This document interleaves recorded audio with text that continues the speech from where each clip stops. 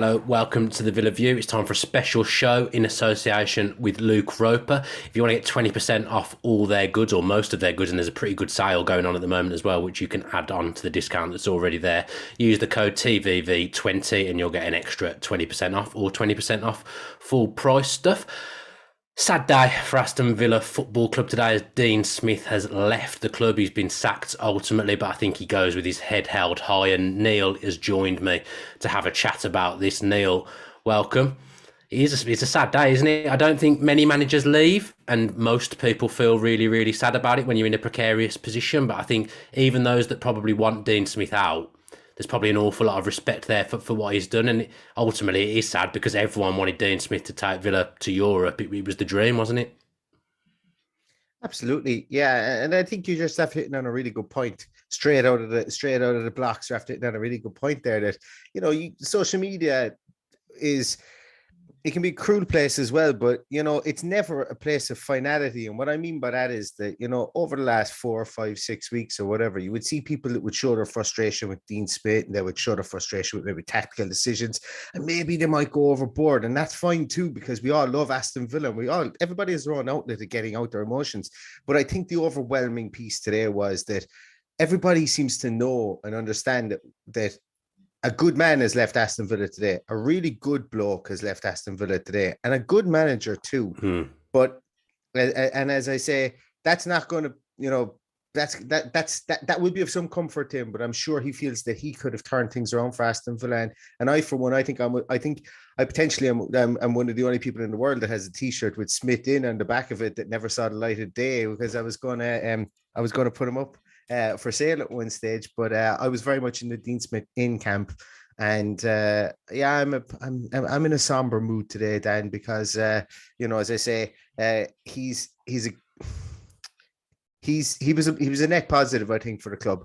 I think he was a net positive for the club, and I think that he would have done anything to get the club back on a stable footing, and he did do that when he was brought in 3 years ago.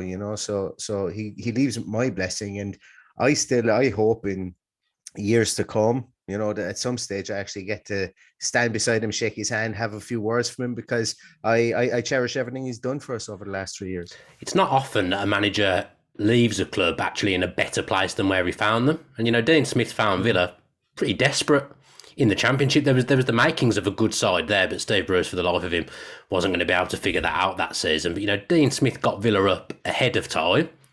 He kept us up. He consolidated us. This season, bit of a mess, but I don't think that's all down to him. And I think there's a lot of things that are out of the club's control that have happened this season that have led to it being a little bit of a mess. But Dean Smith left Villa in a way better place than in which he found them, which is rare in football. It absolutely is. And there will be people, and I'm sure there will be people who will probably comment on this and comment on that specific comment that you made and say, well, we're wherever we are in the league, and we've got however many points, it's never going to work. But I think the whole overall structure of the club, we did a podcast not so long ago about Dean Smith's 3 years in the club itself. And from a footballing point of view, he's the only standover. He's the only mainstay that's been in this club. So, yes, he brought us back to the Premier League, which is fantastic. And ultimately, we will be forever in his debt for that. But what he's done is he's built the structure of the underage academy coming up, playing the same styles in the same way. That was kind of the ethos that was built. A lot of people might say that that's just maybe a coincidence or whatever. But Dean Smith's the only guy who's been here through it all. So he has to have had some say in it the whole way up.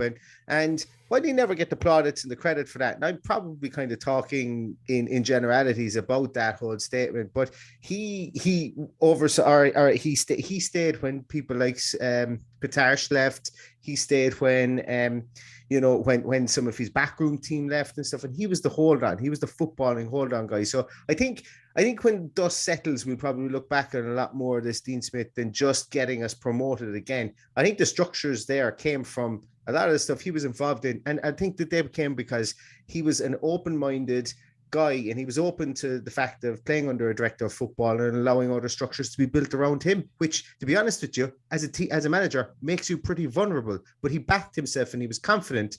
And I still think that if you were to ask him tomorrow, that give him, he genuinely believes that he could have gotten Aston Villa out of the rut that they're in at the moment. Ultimately, we'll never know the answer to that question, will we? But, he'd got Villa out of holes before. Villa had been in some dire situations under him, looking like we weren't going to make it up in the first season in the Championship, and then we go and win 10 in a row. Looking dead and buried in the Premier League, even with 3 or 4 games left. He keeps us up. So, Dean Smith's been in some holes at Villa before and got us out of it. I'll be careful how I word this next point that I'm going to try and make. I'm bound to get it wrong this hour on a Sunday. I know results are the most important thing at a football club. I completely get that. And what I'm about to say, I'm probably going to get panned for. But, I think it's important having good people at a football club. And there's plenty of good people at Aston Villa Football Club now. Dean Smith was a genuinely good person who did a lot of good all around the club. So I'm sad about that he's gone. The fact he's got an affinity with Villa is a bit of a bonus for me, because I wanted him to get the job anyway based on what he was doing in the Championship with Brentford. But you know what I'm saying? That yes, results have been bad recently. Yes, 2021 hasn't been great. But to me, having Dean Smith in charge of my football club, I really liked that. That was something that was special to me, and probably special to a lot of fans as well. And as I say, I get that results haven't been good, and ultimately that's going to be what's cost him. It's probably not the 5 in a row that's cost him. It's probably 2021 in general. Yeah. But having a man like Dean Smith as the head coach at my football club, that was massive. And he's given us plenty of good memories, a great person, and he deserves nothing but respect. Agreed. No question there at all, just a statement.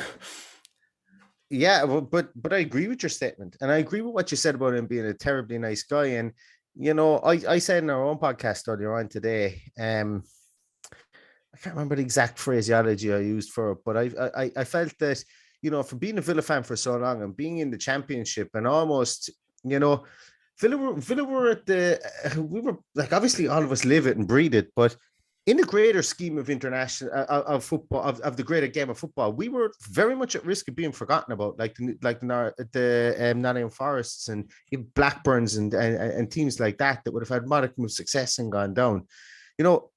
We were very much at the risk of being forgotten. And I think when Dean Smith even came in that 10-game run, it gave us all an identity again. It gave us all an opportunity to puff out our chests, and maybe probably more so for us guys that don't live in Birmingham.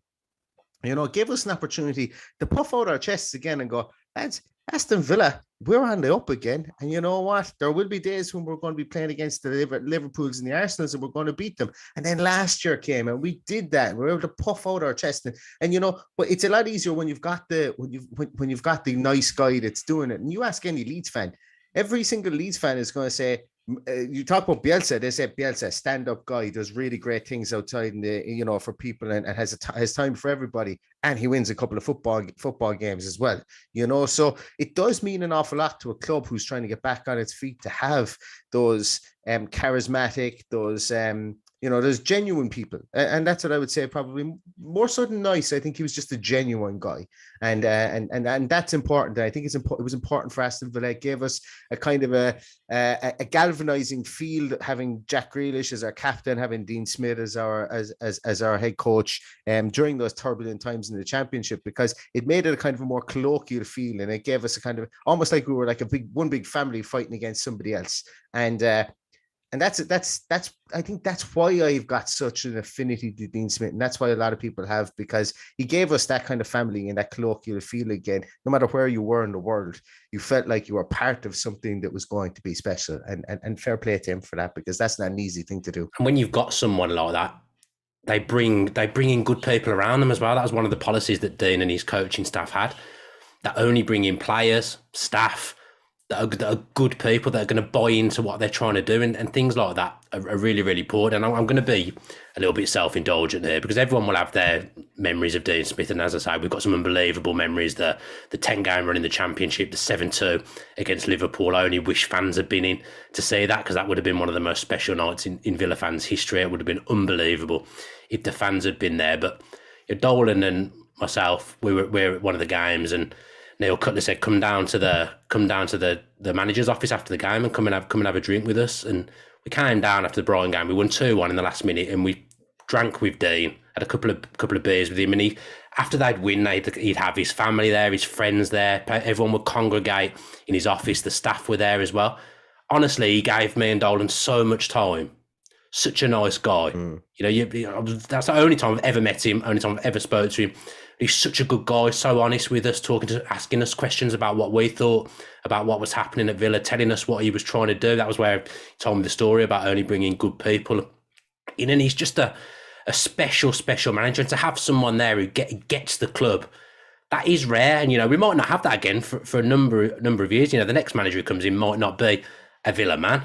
They might end up doing really well. As I say, it's not a prerequisite of getting a Villa job. But I just look back on having him as the manager for as long as we did, and it just being something special because he was one of us, and he did completely get us. He gets Aston Villa. He loves Aston Villa, and he's someone that should always be welcomed back because Villa aren't in the Premier League without Dean Smith, really, are they? No, and like I know we're very much so eulogizing Dean Smith here, and I'm not going to apologize for it at all. No, this is what I wanted to do. My colours have been nailed to the mast forever about the fact that I just really liked him. I would like him to still be in charge of the club, and I'm not going to just change my opinion because he's now no longer part of the club. Yes, I'm going to be realistic and I'm going to look at and say, right, who's going to be out there and see who's going to come in. But you mentioned there that he gets us, and I don't think there's anything. There's the story about him when he was leading Villa under charge to promotion, and he went to visit his father, who obviously was suffering from dementia / Alzheimer's. I can't remember which one it was at the moment, but he wasn't very cognizant of what Dean was telling him, and the story about Dean, talking to him, telling him about how he's manager of Aston Villa and going to bring Villa back into the Premier League, and those kind of those sentimental stories. They're just fantastic, and we'll never have that again. The way football is going and the fact that it's a global sport, and I would imagine that the tentacles are going to go left, right, and center now, looking for a manager. But I'm just glad that we've lived through that and seen a guy who stood on the whole thing, stood on the terraces, and whose dad wore the steward's jacket. And like you talk about, people talk about Ole knows the fabric of Man United. No, he doesn't. He doesn't really know the fabric of it. Dean Smith knows it. His father used to rock up on the days and wear a steward's jacket. What more do you want? And fair play to him for that.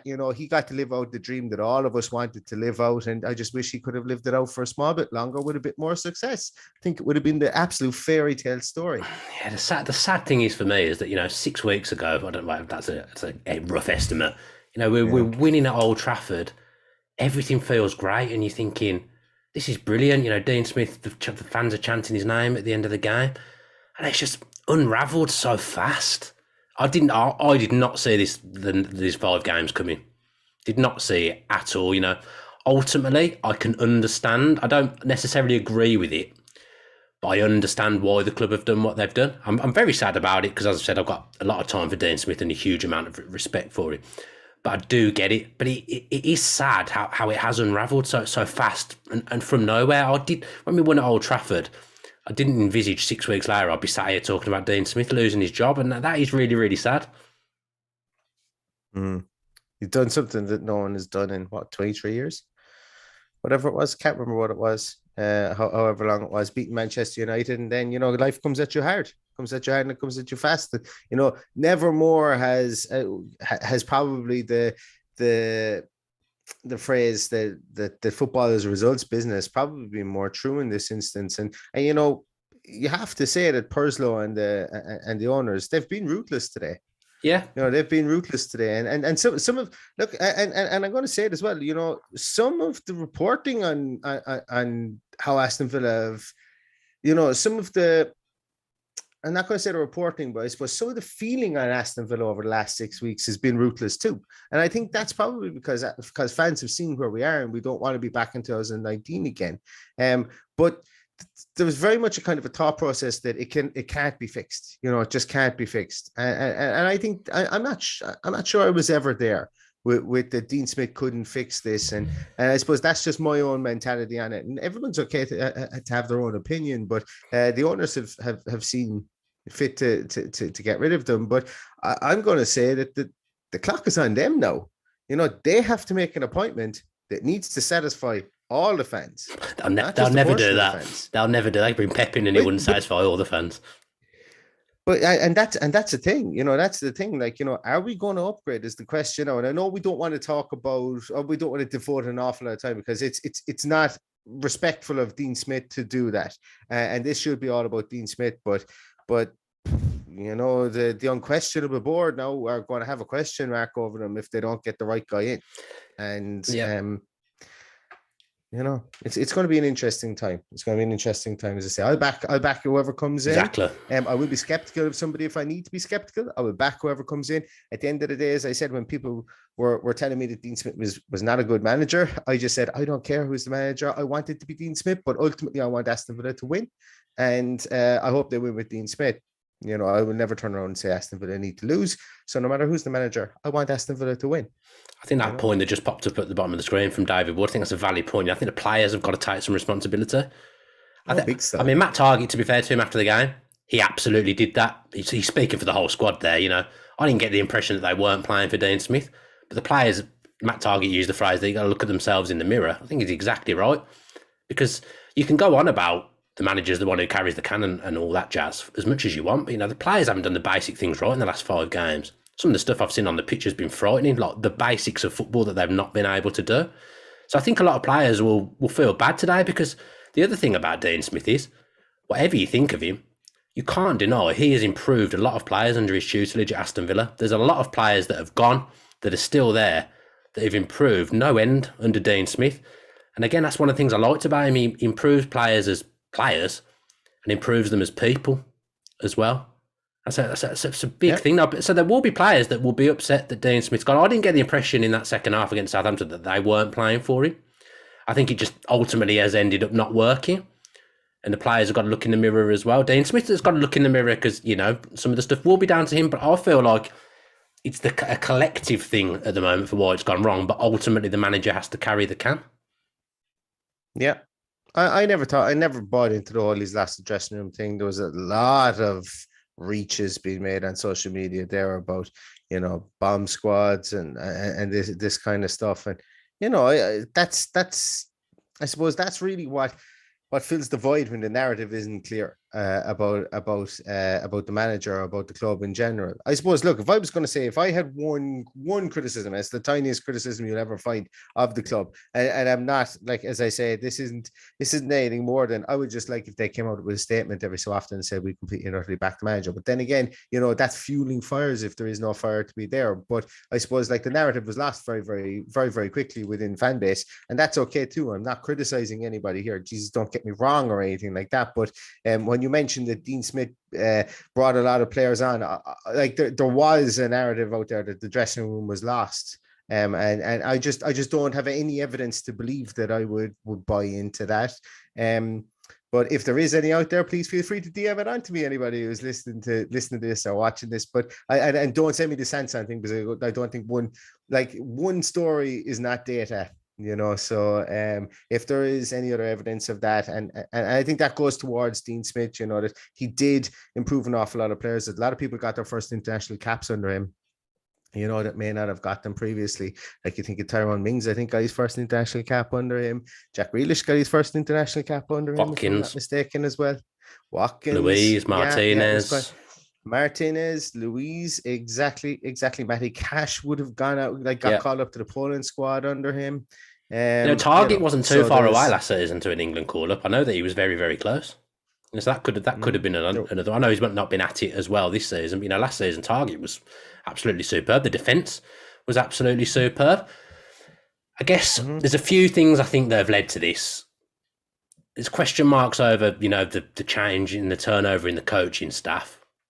I guess we'll never know the reasons for that, but that is a little bit of a red flag, I would say. We've had 3 different formations in the last 3 games.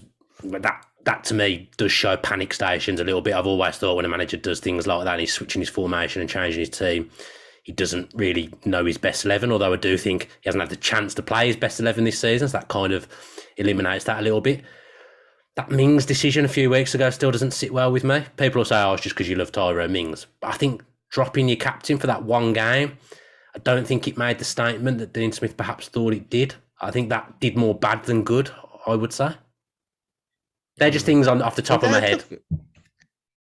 they've all happened, as you said, in the last 3 weeks. They've all happened in the last 3 weeks, and people also point to the fact that he brought on three strikers against Southampton, but that's just that's a guy chasing the game. That's a guy chasing the game, looking to get a draw to stem the bleeding. If he makes, I don't know, if he takes off Matty Targett and brings on Ashley Young, he's going to get just as badly panned. I think he was in he was in no win situation at that stage. You can't just magic up a new striker when you only have one fit striker, in fact, in the form of Keenan Davis, to bring in off the bench. So he did what he felt he needed to do, and things didn't go right for Keenan when he brought him on. And as you mentioned there, like that, the dropping of Mings then the week before, the difference in the formations, maybe bowing to pressure and not sticking these guns with the three back, were things to think of as well. But if like I would prefer my manager to be open to change than to be stubborn in situations like that, specifically if there was something on the line. But as you say, it's you need to get it right. If you do change something, it has to be a spectacular success, because if it's not, it only further fuels the flames of underneath your hot seat. So you're right in kind of calling them a red flag as such. But it kind of a part of me crazily thinks that I was happy that he tried something different and didn't just succumb to going through the motions like maybe some other managers would do. In the modern day, I think managers are damned if they do and they're damned if they don't. If they stick to the same formation, they'll be told they're rigid, like you say, and they won't change when they need to. If they change, they don't know what they're doing. It's such a hard job being a manager of any team nowadays, especially with social media as well. There's so much to it. I actually think you can't win unless you're getting the results on the pitch. When we played three at the back and we won 2 in a row, we had a good performance at Chelsea, then we won the next 2 games. Changing 3 at the back was an absolute masterstroke. Everyone was reveling in it. Everyone was raving about it. They're saying, this formation looks good. How are we going to get Bailey and Buendia in the team? We've gone away and won at Old Trafford. This 3 at the back's brilliant. 2-3 weeks later, everyone hates 3 at the back. Never wants to see anyone play it. Never wants to see us play it again. It's so hard. And then, like I say, if you change, I'm now saying, he's changed his formation 2-3 times. That's not right either.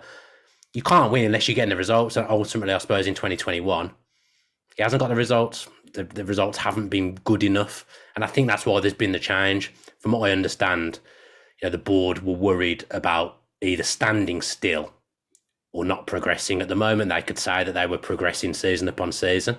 It sounds like they were worried that they weren't going to be able to say that at the end of this season, so they've opted to make a change. So I guess, they'll live and die by that decision now. They got the appointment of Dean Smith right, I would say. They're now going to have to get the next appointment right. They're going to have to get the next one right, aren't they? Yeah, 100%. Just going back to the 3-5-2 piece as well, it's going to be really interesting who we bring in, because if we go continental, it's a very popular formation on the continent. Loads of managers play it. Loads of managers want to play that way. It's a great formation when it works. A great formation. Loads of managers in the south of England even play it. Never mind. I don't know what it is, but look, I'm not saying but Plan B was. I think the 3-5-2 was always Plan B based on what he's not a fool. He knows who he signed in the summer. He knows he signed wingers. And people are we signed a lot of wingers. We go in and play 3-5-2. They were injured. That's the way it was. But I think that if it's really going to depend who does come in. If somebody comes in, as a fan base, prepare ourselves for the potential of a 3-5-2 with the new guy that comes in, specifically if we go for somebody off the record or off the, I suppose off the radar, should I say, from the continent and so on, or maybe even, somebody that mightn't be directly associated with a Premier League team. But it would be interesting. It would be interesting. But I'm not willing to throw the baby out with bathwater with 3-5-2. Somebody might be able to come in and implement a better strategy within the midfield or something within it and see what way it goes. I've completely forgotten what you ended the question. Let's look now. You've already said it's quite disrespectful to talk about who's next, but I don't think you can do a podcast and you've just sacked your manager and not talk about who might be next. So I've spoke to a ton of people today. Absolute joke how many people I've spoken to. So I need to be careful because of what I can and what I can't say. So I'm probably going to mess this up doing this section. But there's obviously a plan in place. There's a short list of managers. They'll be speaking to these managers probably from tomorrow, I would think. I should say as well, for as much as I've said Dean Smith's a good person, so many good people at the football club. as well. You know, they won't have done this lightly. This will have been a heavy heart that Dean Smith departed Aston Villa. They won't want to have done this. So there's obviously they've got some names in mind. They're gonna speak to them this week. It sounds like, and this hasn't come from the club, by the way. It sounds like Gerrard is the one that they might target. Incidentally, I've got his book sat here next to me that I've been using to prop up my microphone. But yeah, so Gerrard seems to be the early favourite. He's definitely the favourite with the bookies. From what I've been hearing, he seems like he's going to be the number one target. Now, I've just done BBC Football Daily podcast for 5 Live and really upset Gary Caldwell by suggesting that the Villa job is a much bigger job than managing Rangers. He was very upset by my discrimination of the Scottish League. It took me a while to get him back on side. What I'm trying to say is, you know, he's managed Rangers, he's won the league there.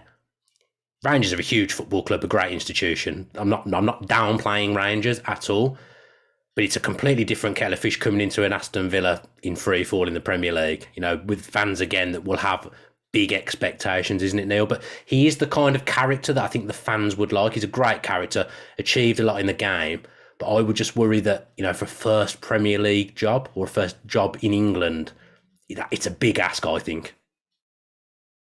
Yeah. I'm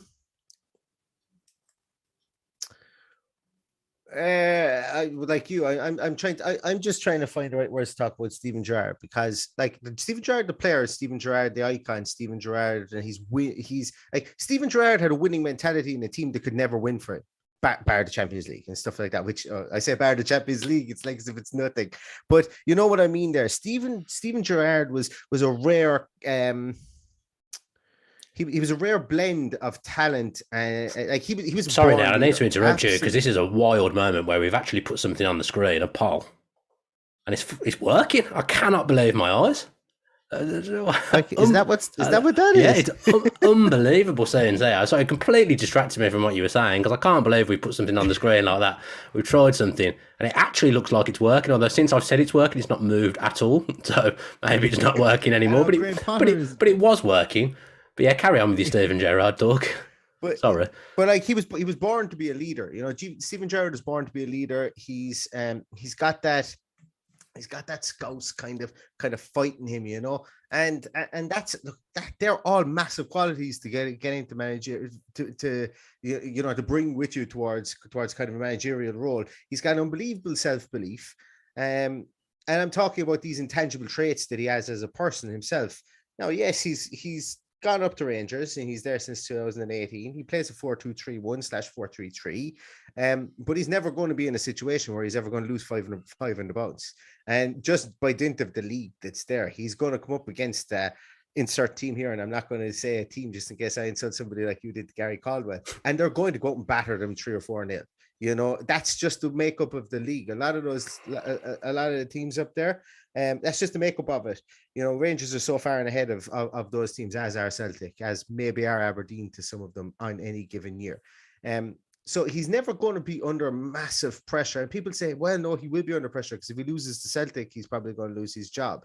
And that's a certain amount of pressure as well. But for Gerrard to come down to Aston Villa, one of the things that kind of gets me is that, you know, does he bring a circus with him?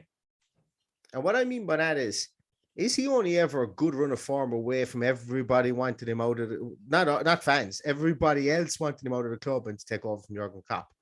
Like, do I want that circus? And look, I know there's going to be people messaging in and saying, well, if he does, he means he would have done a good job for Aston Villa. And that's what I was going to say.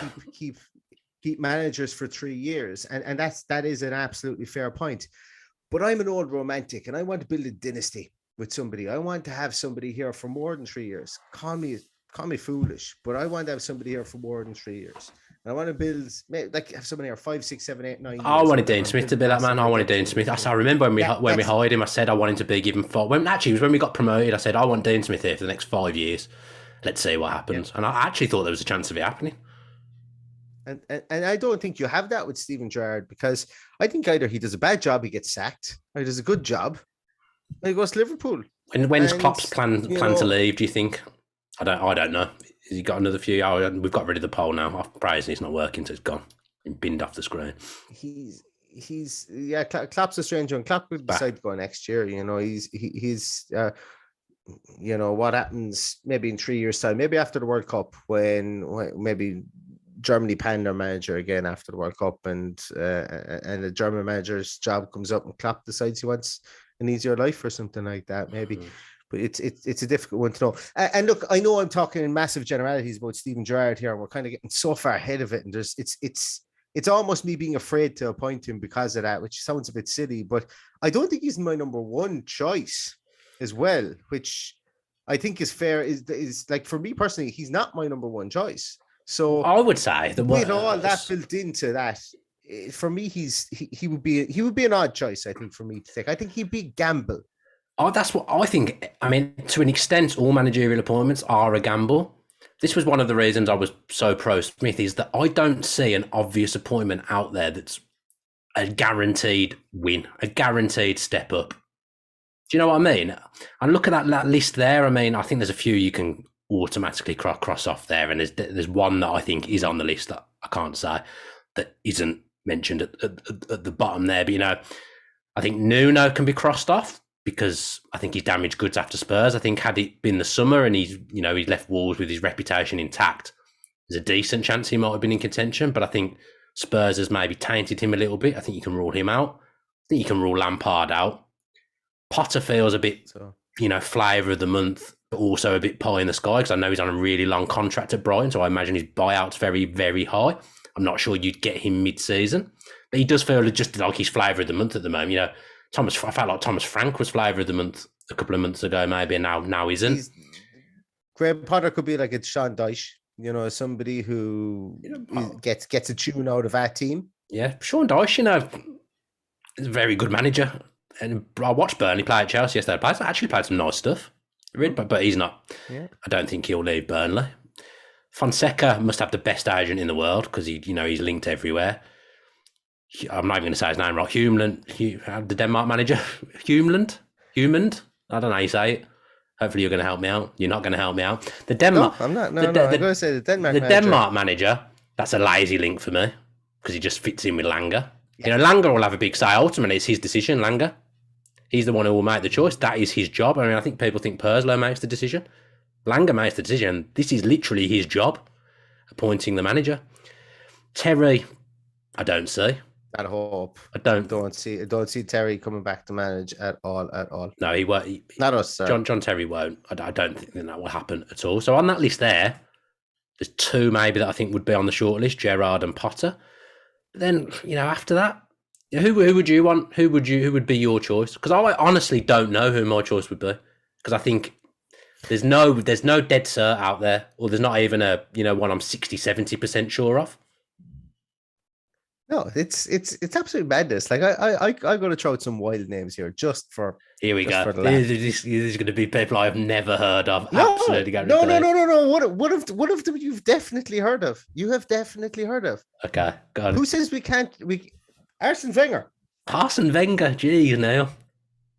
No, he's too busy trying to organise World Cup every 5 minutes. He ain't got time to come and manage a football club.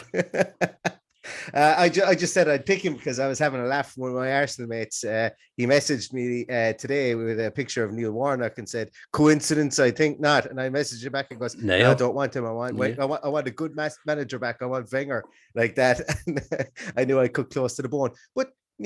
Like there's a dearth of managers out there that are that I would say sure things. As you say, AVB could be someone that comes in. I'm just looking at the odds now. AVB's. I mean, the odds literally mean nothing, by the way. But I'm just having a look. I've lost him. He's not even there. There is actually someone's after messaging under there about AVB. AVB had the highest points total for Spurs at 72 points prior to Poch coming in. He had a better win record under Spurs than Poch did when Poch left. Now, granted, the Poch played more games, but things like that, they're like he wasn't a failure at Spurs. It's just they bit the bullet. They got rid of him and got in Poch because they saw potentially a better manager. But they actually got in Tim Sherwood. That was what they did, didn't they? Actually got in Tim Sherwood. Tim followed him. Jesus, they did. Yeah. Howson, I'm having a nightmare with names now. Housenhootel, Southampton, who just obviously beat us. I do think there's a good manager there, and I do think he was terrible dress sense. It's rich coming from No, really, it's great, really great. rich coming from a terrible dress sense. Great three-piece He needs suit. to go and see Chris Dolan. But you know, Yes, he has everyone an does. ethos. He has a set way of playing, I would say. He also has a couple of good central midfield players, which is probably helpful. Yeah, yeah. It came up through the Leipzig and Salzburg. I do like that route. When I I said like that Leipzig route. system, I think he came up under Ralph Ragnick as well. Ralph Ragnick, there's a guy that you could put in there. I mean, Steve Bruce is 33 to 1 now. At... That's what we're working with. 3 to 1, yeah.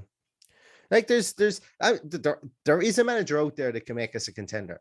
It's just about finding him. And there's my cop-out statement of the year that I've just made right there. But like there are managers out there. There's no way like we're going to like I've seen a couple of people comment on Twitter. Ruben Amorim, fantastic manager with Sporting, like just plays an absolutely unbelievably fun brand of football. He's only about 34 or 5 or 6. I can't remember. He's really young guy, but he's basically just really transformed Sporting. But like there's a gamble in itself. We can't be hiring managers younger than me. That is a joke. We can't be doing that. I can't have that. I can just about cope with players now, not managers now. No, thank you. We can't be having that. Like there's a lot of flavors in a month. There's a lot of flavors in a month there, but I think what the club would do well to do is not look at win percentage and things like that, but look at philosophy and see does it fit in with the types of players that we have. That's where I think Hasenhüttl was quite interesting. But he's good at bringing players through as well, and we've obviously got a thriving academy at the moment. It's difficult to get managers out mid-season, and all the managers we're talking about are tied up. But we'll spend money. I think that won't frighten the Villa board. I think they'll be prepared to spend millions to bring a manager in. I think they'll spend millions to bring a manager in, and I think they'll give that manager millions in January as well. Yeah, they will. So I think the board have themselves are most like they're intelligent men. They're a lot more intelligent than me, but I think they must in their heart of hearts know that if they think they're going to surpass last year's performance, if they think by changing the manager it's a definite that they're going to surpass, they're willing to have a down year this year to get a guy in. What I'm trying to get at here, what I'm trying to say is I don't think this is going to be a stopgap manager. I don't think this is somebody they're going to get in, they're going to get rid of again at the end of the season. So it's not going to be a caretaker manager as such, because I think they've too much invested in the club to do this. But saying that, it's like there's no, as you said yourself, there's no safe option out there. Like Antonio Conte, like I don't know, could Aston Villa have enticed Antonio Conte to Aston Villa? I don't think so. Being brutally honest, I would love it. Yeah, don't get me wrong. That's what I'm saying. When if there was someone out there of that pedigree that you could categorically hand on heart say, wow, if we go for him, that is a huge statement. That is a massive upgrade. I just don't know whether that person is there at the moment. They might pull someone now that we didn't think of, but I read my gut is telling me Gerrard, and from what I'm hearing, that is what Gerrard would be the sensible one to put your money on at the moment. Although he is the favourite, so he'd make absolutely nothing. like there's. I want to see some more names. I want to see some names pop up on the bottom of the screen, producer, please, of who people are recommending. I'd love to see what other people think. Like, is it meant? Well, I don't even know what age someone like Fabio Capello is at the moment. No, go, Neil. We have to take you off. We have to take you off. Manager? We have to take you off if you're going to say things like that. I'm just thinking outside the box here. Jesus, lads. Like genuinely, I'm just like they're as uninspiring as anyone else. I bet you someone suggests mine, O'Neill. I bet you someone will suggest that. The Ajax manager. Ten Hag. Yeah, but Ajax are flying. They're doing really well in the Champions League as well, like ripping Dortmund apart. I don't think that's realistic. I'd love it to be, but I don't think it is. If he turned down Barcelona, he's turning down Aston Villa. Yeah, I saw someone say Ronald Koeman again. It's not. He did a decent job at Southampton. Hasn't done great wherever he's been. I wasn't suggesting Capello as well, by the way. Just in case. I thought you were suggesting Capello. I thought you were. Sorry. Oh, no. I was just making note of the fact that there's no good managers out there unless you're willing to hire somebody who probably needs a Zimmer. Doesn't Prandelli support Villa? The old Italy manager, Prandelli. I'm sure he supports Villa. I don't know how old he would be now. I don't know. I don't know. We're really waffling here. Yeah, but this is what it is. Literally since I've asked for a name to be flowed up, I've had one. Mancini. Mancini's not going to leave Italy, I wouldn't say. Mancini would be good though. Zidane, just don't. We're not there. We are not there. Fuck him, love. Again, I don't think we're there. I just don't. But do you think money talks maybe in a situation like that? Do you think money talks? Maybe Was the he even a Premier League good? talks. Maybe. I mean, Crystal Palace were going to get the old Dortmund manager, weren't they, in the summer? And that you pulled out last minute, but they're in There's a guy. they're in London. Yeah, Yeah. he's available. Favre. I can again can't say his name. I need to do some research before I come and do these things. Is it Favre? I think it's Favre, isn't it? Lucien Favre. Yeah, that's it. Yeah, Lucien. Yeah, Lucien. That's his name. Yeah, could For we? sure. He's an impressive guy. Again, as good a manager as he is that the route we're going to want to go? That's and like I just brought up Joachim Löw there as a manager, and really he went in with Germany in 2006. He was Austria Vienna's manager previously to that, and like he just basically came up through the German internal system with the international team. So I don't know.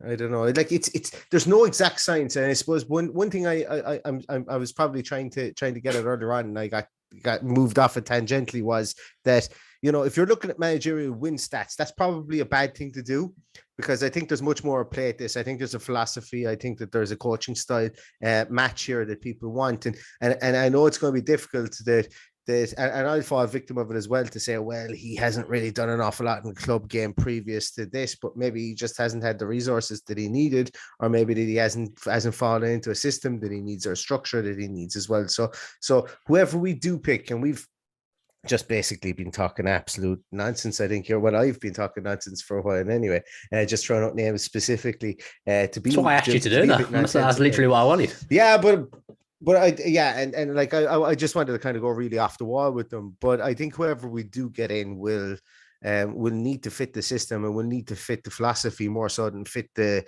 brand, or fit the icon, or fit the the celebrity status of a manager, I think, at this stage. But it's an attractive job. It's a good job. It's a great job for someone to get, I would say. Telling me, Villa, I know we're having a bad run, but the club is in pretty healthy shape generally.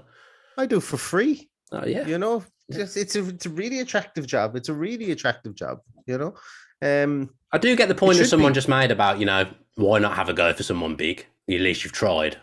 I do get that, but that wouldn't have got rid of Dean Smith without knowing they had a pretty good chance of getting in someone that they wanted. That they just wouldn't have done. He would still be here, so they'll know who they want. I think it's going to be Gerrard. He's got Gary McAllister as his number 2 as well, hasn't he? And he's been Villa number 2. He's been Villa's number 2 before. Not that really matters. He seems the way. I feel like he's the kind of person Purslow would like at the helm as well. Don't know. Well, Purslow said in 2017 or 18, before he got the Rangers job, he gave him an endorsement for the Rangers job. He said that he would get Rangers ticking again, Steven Gerrard. And the reason I know that is I saw it on he did. I saw it on Twitter. Basically like an endorsement came from Purslow in one of the newspapers. So we do know that Purslow likes him. But as you said, it's going to be Johan Lange's appointment, I think, at the end of the day. It's going to be a whirlwind couple of days, guys. It really is. There's going to be names coming out of left field every which way, and I think we just got to roll with the punches and see what comes out here. But as I said before, and I'll say it again, whoever comes out, we're Villa fans. We want Aston Villa to win at the end of the day. So, we want the right decision to be made by the board. I think that sums it up quite nicely. As I say, still a lot of very good people at the football club who want the best by Aston Villa. It's a huge appointment, but you got to, whoever it is, ultimately, they will have my support.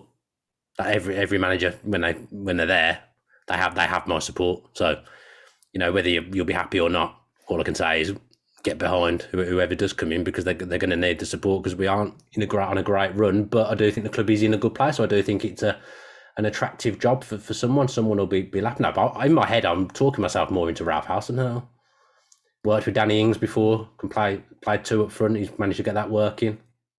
I'm talking myself into that a little bit. But yeah, my gut is telling me that it'll be Steven Gerrard. It appears that he may be the number 1 choice as well. I think that does us. So thanks to Neil for shooting the breeze with me. We didn't have much prep. We just came on and just chatted. Hopefully it's been enjoyable. And yeah, once again, both massive fans of Dean Smith and really, really sorry to see him go. Luke Roper, thanks to them as well for sponsoring the show. You'll see at the bottom there's a little code there, TVV20, that will get you 20% off full price items, and it'll also get you 20% extra off sale items. And I think there's 2 hours left on the big sale that they've got going on at the moment. They've got a flash sale. So yeah, there's already like half off most or a lot of items on the website. So you'll get an extra 20% off if you use our code as well. So treat yourself to some Luke Roper goodies.